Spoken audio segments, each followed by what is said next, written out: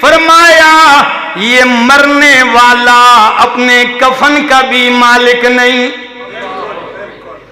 یہ اپنی کفن کا بھی مالک نہیں، تو تیری قسمتوں کا مالک کیسے ہو سکتا ہے؟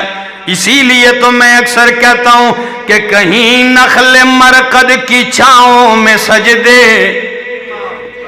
کہیں نخل مرقد کی چھاؤں میں سجدے، کہیں مرنے والوں کے پاؤں میں سجدے، اشاروں میں سجدے، نگاہوں میں سجدے، یہاں اور وہاں خانقاہوں میں سجدے۔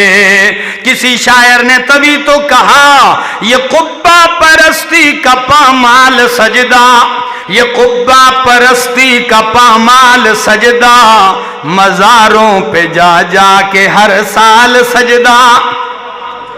کوئی توجہ ہے؟ یہ قبہ پرستی کا پامال سجدہ، مزاروں پہ جا جا کے ہر حال سجدہ، ہر سال سجدہ۔ یہ سب بیج پیروں کا بویا ہوا ہے، یہ سب بیج پیروں کا بویا ہوا ہے کہ ہر شخص بدعت کا جویا ہوا ہے۔ جو مائل بخواب اجل ہو چکے ہیں، جو مائل بخواب اجل ہو چکے ہیں، لحد میں جو آرام سے سو چکے ہیں، جو کروٹ بدلنا نہیں جانتے ہیں، جو کروٹ بدلنا نہیں جانتے ہیں، انہیں لوگ مشکل کشا مانتے ہیں۔